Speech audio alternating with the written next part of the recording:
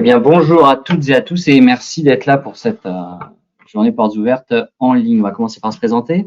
Patrick. Donc, Patrick Florent-Didier, je suis le co-responsable de cette licence en management international avec Arnaud Tovron, donc je suis le co-responsable avec mon camarade et je suis maître de conférence en finance. Donc, on va vous présenter notre licence management international. Si vous regardez bien, vous devez avoir un petit module avec une espèce de bulle sur votre interface qui vous permet de poser des questions par écrit. Donc, n'hésitez pas à poser des questions et on y répondra à la fin de notre présentation.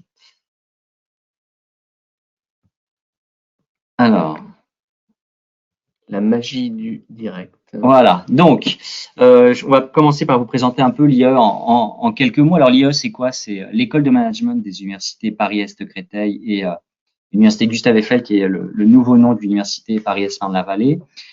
C'est une école de management donc qui a la particularité d'être présente sur 2 universités et d'être aussi présente sur 3 campus, à Créteil, qui est le campus principal avec un peu plus de 1000 étudiants, Marne-la-Vallée avec 300 étudiants quasi exclusivement en master, et puis le campus de Sénart qui propose notamment un groupe de la licence management international.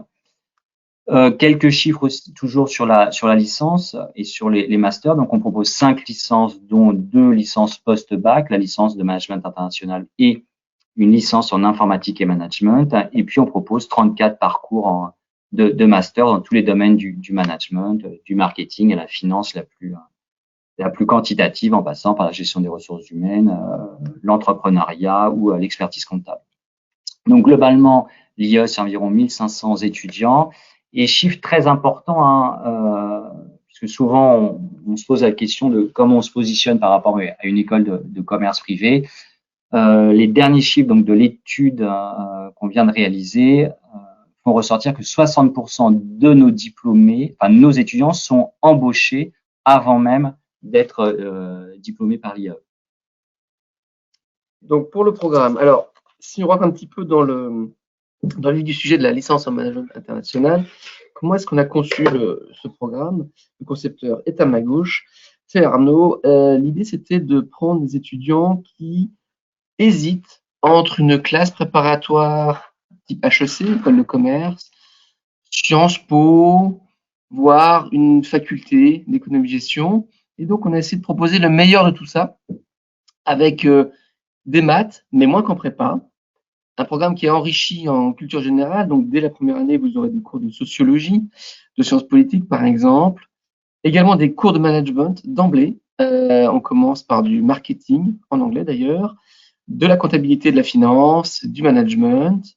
Et puis, chaque année, spécificité du programme, vous aurez un stage à faire. On y reviendra tout à l'heure.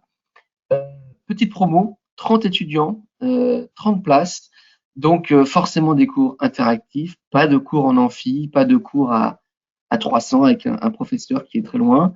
Des pédagogies, on en parlera tout à l'heure, adaptées à des petits groupes. L'obligation de faire un semestre à l'international en 3e année. Donc, un cursus complet. Au bout de 3 ans, vous avez eu des cours dans différentes matières. Vous avez fait 3 stages, dont un à l'étranger.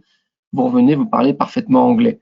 Et ce qui est très important, c'est qu'il n'y a pas d'esprit de bachotage ou de concours, puisqu'on prend 30 étudiants. L'objectif, c'est d'emmener les 30 étudiants à la licence 3. On n'en fait pas partir 20% chaque année, comme ça peut arriver dans d'autres formations. Ici, on prend 30 étudiants. L'objectif, c'est de les emmener tous les 3 à la licence 3 pour que ces 30 étudiants puissent avoir les masters qui leur conviennent le mieux. Alors, quand vous dites 30 places, il y a 30 places sur le campus de Créteil et 30 places sur le campus de Marne-la-Vallée. Donc, ça fait 2 fois 30 en fait. Mais vous choisissez. Le campus, pas de Marne-la-Vallée, pardon, le campus de Sénart. Alors, les contenus quand même, parce qu'on a une grille universitaire, on a 5 grands savoirs que l'on souhaite inculquer dans ces 3 années. Le savoir échanger, donc ça passe bien par des langues, communication, bureautique. Deuxième savoir qu'on souhaite développer, c'est le savoir analyser. Donc, il y a des cours de méthode quantitative, d'analyse de données, d'interculturel, de culture générale. Essayer de comprendre le monde, ça c'est un 3e grand savoir. Alors, ça passe bien évidemment par la macroéconomie, des débats, des sciences politiques, de la géopolitique. Quatrièmement, savoir, c'est comprendre et piloter les hommes et les organisations. Donc, c'est de la microéconomie, du marketing, de la psycho, de la comptabilité, du management au sens un peu plus large. Et puis, on va aussi axer un petit peu la formation sur, mais assez importante, sur le droit, puisque le droit quand même est fondamental dans toutes les organisations. Donc, diverses facettes du droit qu'on distille au cours des 3 années. J'enchaîne sur les stages. Donc, je disais qu'il y avait un stage obligatoire chaque année. Dès la première année, on commence par un stage de vente en décembre, pendant les fêtes de Noël. Assez facile à trouver, hein, les entreprises cherchent des forces pour les aider à surmonter des périodes de Noël. Deuxième année, un stage en entreprise et un troisième année également, avec possibilité de le faire à l'étranger. L'objectif, c'est bien évidemment d'acquérir d'expérience, se construire un CV, et puis surtout de construire son projet professionnel. Parce que quand on arrive, on a une vague idée de ce qu'on veut faire, on a 3 ans pour développer tout ça, développer des nouvelles compétences et développer un beau projet. Voilà, donc 3 stages, 3 années. Sachant qu'à la fin de la première année, comme les cours se terminent assez tôt, vous avez la possibilité de faire un second stage qui lui est optionnel et que, ceci étant, la plupart des étudiants réalisent entre la première et la deuxième année. Donc, un point important, c'est les langues. Les langues font partie intégrante du cursus puisque dès la première année, certaines matières sont enseignées en anglais. Ça va crescendo. En troisième année, toutes les matières sont enseignées en anglais. L'anglais, c'est pas une langue étrangère chez nous, c'est une langue de travail. En fin de troisième année, tous nos étudiants parlent bien anglais, s'expriment sans appréhension. Possibilité de faire une LV2, espagnol grand débutant ou allemand, et puis on propose en LV3, en initiation, l'arabe. Voilà, les langues, c'est notamment l'anglais au cœur de notre cursus. Alors, le corps enseignant, il est un peu à l'image de la licence, c'est-à-dire que c'est une licence d'université, mais qui a une forte vocation professionnelle. Donc, on a un corps enseignant qui mixe des universitaires, et puis, donc, qu'ils soient enseignants ou enseignants-chercheurs, et puis un certain nombre de professionnels qui interviennent dans la licence pour faire aussi partager leur expérience au quotidien dans les disciplines de leurs enseignements, que ce soit le management, le marketing, la finance, par exemple. Ce qui est intéressant dans la licence, hein, c'est que il y a que 30 étudiants, il y a énormément d'interactions entre les étudiants et les enseignants. Il y a beaucoup d'interactions aussi entre les étudiants. Hein, il y a beaucoup de projets collectifs. Les étudiants, pour leurs cours, doivent réaliser des études de cas et les présenter devant leurs enseignants et puis devant leurs camarades. On est aussi, dans certains cas, en présence d'une pédagogie inversée, c'est-à-dire qu'on va demander aux étudiants de travailler en amont le contenu de leur cours. Et puis finalement, la séance de cours, elle, va consister avant tout à débriefer et à approfondir ce que l'étudiant avait à travailler chez lui. Et puis voilà, il y a beaucoup aussi de débats au sein des cours avec les étudiants qui sont répartis éventuellement parfois en deux groupes. Certains doivent défendre une thèse et d'autres défendre une autre thèse. Alors, on a des questions, notamment sur les notes qu'il faut avoir en terminale pour postuler. On prendra un peu tout ça tout à l'heure sur quel est le profil et quel est le processus d'entrée dans notre licence. Alors, point très très important dans cette licence, hein, qui en fait un peu sa marque de fabrique, c'est qu'il y a une mobilité internationale qui est obligatoire. C'est-à-dire qu'en troisième année, vous devez obligatoirement faire un semestre à l'étranger au sein d'une de nos universités partenaires. Alors, ce qu'il faut bien comprendre, c'est qu'aujourd'hui à l'IE, on a entre 80 et 100 universités partenaires dans le monde entier, que ce soit évidemment en Europe avec Erasmus, mais en Asie, en Amérique du Nord, en Amérique du Sud, vraiment dans le monde entier. Et donc les étudiants font un choix, ils choisissent 3-4 destinations, et puis en fonction de leurs notes, on essaye évidemment de leur attribuer le premier choix. Alors, cette mobilité internationale, elle peut se faire évidemment dans des universités où les cours ont lieu en anglais, pas nécessairement dans des pays anglophones, mais les cours peuvent être en anglais dans certaines universités. Je pense par exemple à l'université avec laquelle on est en partenariat à Milan, en Italie, ou alors les cours peuvent être en italien, en espagnol, en coréen si vous voulez aller en Corée, que vous maîtrisez très, très bien le coréen. Donc, en troisième année, vous avez ce semestre obligatoire dans une université étrangère, et puis l'autre semestre, vous le passez donc en France, chez nous. Et là, ce qui se passe, ce qu'on fait, c'est que le groupe est divisé en deux. La moitié du groupe part au premier semestre, l'autre moitié du groupe part au second semestre.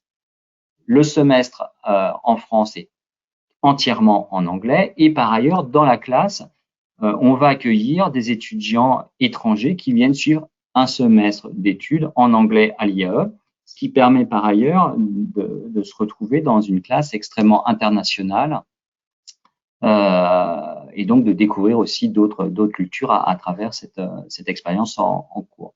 Et puis, dernier point, selon le semestre au cours duquel vous faites votre mobilité, vous avez la possibilité de faire votre stage de troisième année dans le pays dans lequel vous faites votre mobilité.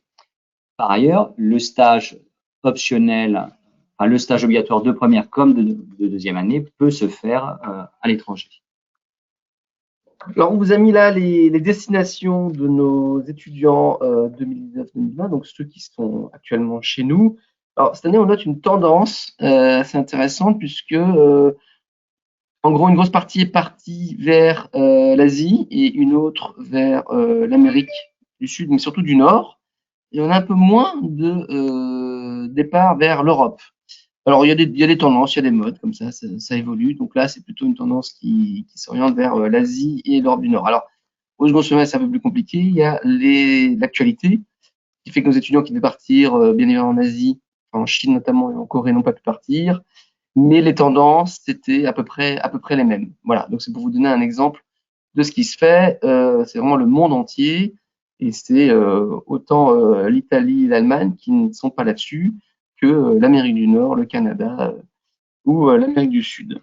Alors, sur la mobilité internationale, deux petites remarques complémentaires. Bien évidemment, vous ne payez pas les droits d'inscription prévus dans ces universités en question. C'est-à-dire que si vous allez aux États-Unis, vous n'allez pas payer 15 000 ou 20 000 dollars ou 30 000 dollars le semestre dans l'université américaine. Vous payez uniquement les droits d'inscription qui sont prévus à l'IE de Créteil, donc 170 € l'année. Ça, c'est la première chose.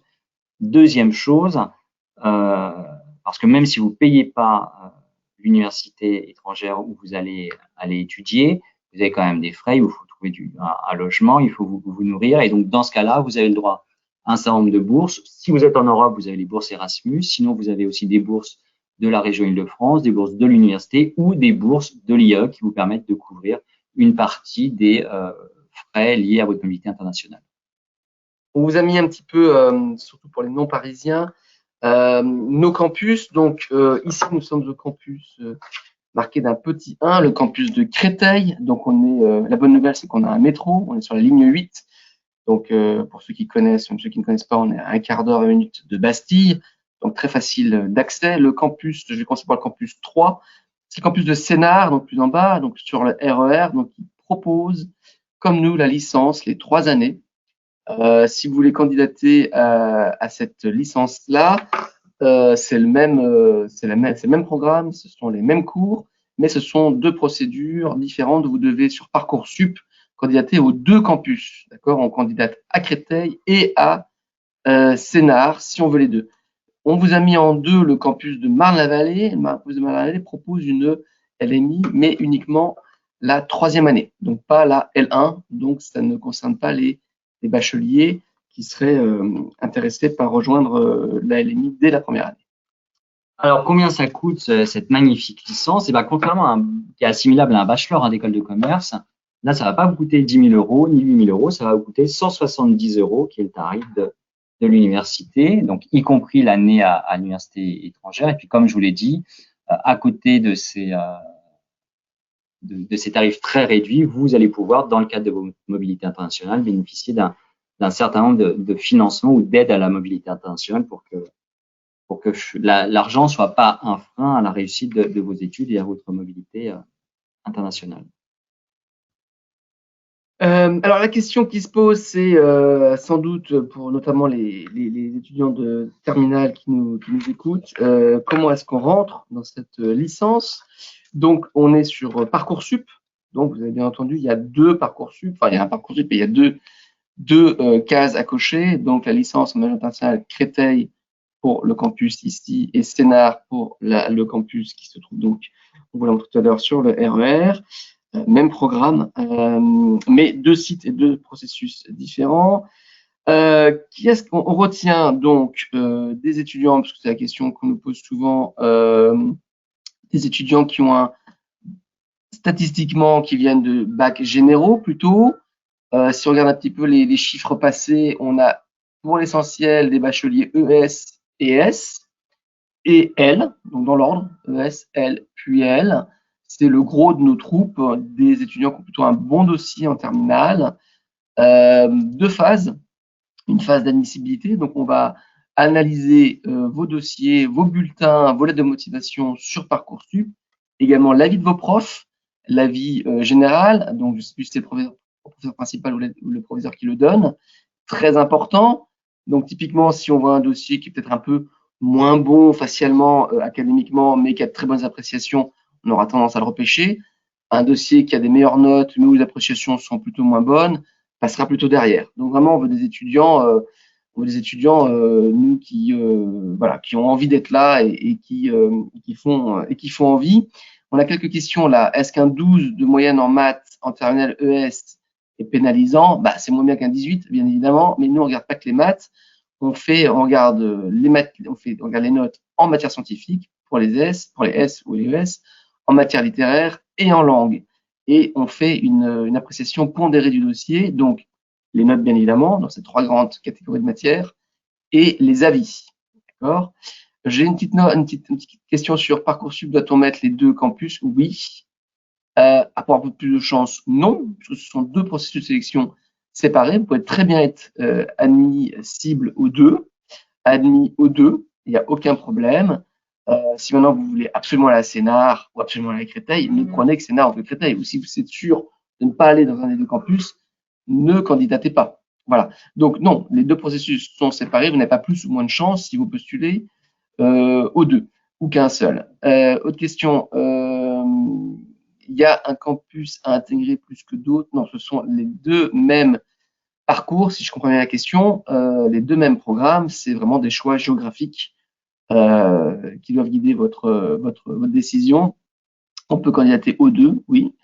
Et est-ce qu'on regarde les notes de SES? Bien évidemment, puisqu'on fait des moyennes, comme je disais tout à l'heure, matière scientifique, essentiellement pour ceux qui ont fait S et ES, matière dite culture générale et langue. Donc on regarde également vos notes au bac français, bien évidemment. Et puis après, on regarde les appréciations. Donc, c'est une appréciation pondérée du dossier, plutôt des bons étudiants qui viennent chez nous, classiquement des étudiants qui hésitent entre prépa, d'autres licences sélectives, Dauphine Et classiquement, et Sciences Po. Voilà, ça c'est notre profil, c'est notre vivier. Et puis finalement, qui se disent, bah, peut-être que prépa, ils auraient le niveau, mais ils se disent que voilà, le rythme ne leur conviendra pas forcément. Et puis après, voilà, ils se disent, je vais prendre une licence post-bac où j'apprendrai tout un tas de choses qui me permettront d'avoir de très beaux masters derrière. Alors, peut-être quelques précisions sur l'admission. Comment on fonctionne? Je vous donnais l'exemple de Créteil, mais c'est à peu près la même chose sur Sénart. Donc, on a un certain nombre de candidatures qui est assez élevé. Sur cette base de candidatures, on va retenir environ 200 candidats. Et ces 200 candidats, on va les inviter à passer un entretien de motivation.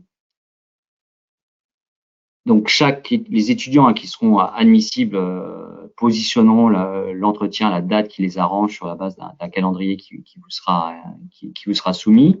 Et à l'issue de l'entretien, sur Créteil, vous passez un QCM en ligne en français et en anglais. Et puis sur Sénart, vous faites une dissertation de culture générale. Et c'est sur la base de votre dossier au lycée, de la façon dont s'est déroulé l'entretien de motivation, de votre réussite ou QCM de français et d'anglais ou de la dissertation, que sur la base de ces trois grands éléments, on va vous classer. Et donc là, sur les 200, on va en classer environ 120, 130. Et puis après, c'est Parcoursup qui fait les choses. C'est-à-dire que si Si les 30 premiers qu'on a classés disent tous qu'ils viennent, eh ben, on s'arrête au 30e. Et si les 30 premiers qu'on a classés décident d'aller, je ne sais pas, en classe prépa à Dauphine ou à Sciences Po, ben, ils vont, du coup, on va piocher dans les 31, 32 jusqu'au 60e. Pour être très transparent, l'année dernière, on est allé jusqu'au rang environ 100, 110. Voilà. Pour les étudiants qui, par contre, sont à l'étranger, donc évidemment, on vous demande pas de venir, vous postulez classiquement, comme si vous étiez en France. Nous, on identifie le fait que vous êtes à l'étranger et dans ce cas-là, vous nous envoyez, enfin, on vous identifie, mais c'est quand même mieux que vous nous envoyiez par ailleurs un petit mail et dans ce cas-là, on convient d'un entretien Skype. Et donc, évidemment, si vous avez l'entretien Skype, vous n'avez pas les épreuves de QCM en ligne. On va prendre quelques questions qui sont arrivées entre-temps. Le QCM, quand cela se déroule, comment réviser? Le QCM, vous le faites en même temps que l'entretien de motivation qui se passe ici, plutôt après. Donc, c'est une session où vous prévoyez de rester une petite heure, c'est ça? Oui. Une petite heure, entretien plus QCM. Il y a possibilité d'avoir une troisième langue. Ah oui, je l'ai dit tout à l'heure. On propose arabe débutant, allemand et espagnol grand débutant. Et espagnol grand débutant. Après, vous êtes à l'université, rien ne vous empêche d'aller toquer à la faculté de langue, mais ça sera de votre initiative pour voir ce qu'ils proposent. Pouvez-vous nous dire sur les différents certificats que vous nous permettez d'obtenir? Alors, les différents certificats. En première année, vous allez passer un certificat avec Google sur le marketing digital. Vous allez aussi passer une certification en français, Voltaire. Donc, on vous met à disposition une plateforme de langue pour vous entraîner. Vous allez, et on vous offre la certification Voltaire. On vous offre aussi une préparation au TOEIC et on vous offre également la certification au TOEIC. Donc, c'est les 3 grandes certifications que vous allez avoir à passer en première année. Donc, Voltaire pour le français, le TOEIC pour l'anglais et puis Digital Active avec Google pour le marketing digital. Petite question qui arrive entre-temps qu'on a un peu raté. Doit-on garder la LV2 que nous avions au lycée? Alors, on voit à peu près de quoi vous parlez. En général, ce sont des étudiants qui ont fait allemand, qui ont fait 8 ans d'allemand et qui se disent qu'ils aimeraient bien faire un petit peu autre chose. Oui, vous pouvez prendre, c'est pas que cela, hein, on va pas les stigmatiser, mais vous pouvez prendre une autre LV2. Typiquement, ce qui se fait, c'est espagnol grand débutant. Voilà. Possibilité d'une troisième langue, on y a répondu. Et puis, plus de questions sur les stages. Donc, on va pas non plus passer trop de temps parce qu'il y a encore 2-3 choses à dire. Première année, c'est un stage de vente, donc très facile à trouver pendant la période de Noël. Deuxième année, un stage en entreprise, donc plus professionnalisant. De même en troisième année, sachant que plus avancé, plus les stages sont bien évidemment intéressants. Voilà, mais stage de vente en 1, puis stage en entreprise. Est-ce que les L3, en plus de leur semestre à l'étranger, doivent faire un stage en entreprise? Alors, tout enfin, c'est assez compliqué la troisième année parce que d'un pays à un autre, les périodes de cours sont pas les mêmes. Et donc, ce qui se passe, c'est que le stage est recommandé en troisième année, mais il n'est pas obligatoire s'il n'est pas compatible avec le calendrier de vos études. C'est-à-dire que dans certains pays, le deuxième semestre commence très très tard et donc se termine très très très tard. Alors, une question sur la vie associative, ça tombe bien, on y arrive. Donc, ce qui est un des grands avantages, un des grands atouts de l'IAE, c'est que effectivement, il y a une vie associative qui est extrêmement riche. Alors, c'est important parce que réussir dans ses études, ça suppose qu'on soit heureux dans ses études. Et il y a énormément d'associations, énormément d'activités. Il y a un bureau, évidemment, un bureau des étudiants qui organise des soirées. Il y a un bureau des sports, il y a un bureau des arts. Il y a une association qui est dédiée à la mobilité internationale. Il y a une association Gustave Grand-Cœur qui a une orientation beaucoup plus humanitaire, il y a une junior entreprise, donc il y a énormément d'associations qui vous permettent de vous sentir bien à l'IE. L'autre avantage que vous pouvez avoir à l'IE, c'est que toutes ces associations, elles vous permettent, du fait de leurs activités, elles vous permettent de rencontrer des étudiants qui sont en deuxième ou en troisième année de licence, mais aussi en master. Et donc, ça, c'est extrêmement important parce que ça va vous aider à mûrir votre projet professionnel. C'est-à-dire que vous arrivez en licence, alors, généralement, vous savez pas exactement ce que vous voulez faire et au fil des soirées étudiantes, des after-work, des événements du BDE, vous allez rencontrer des étudiants qui font leur apprentissage dans le marketing, d'autres en finance, d'autres en GRH. Et comme ça, en discutant avec eux, vous allez voir ce qu'ils font au quotidien dans leur entreprise.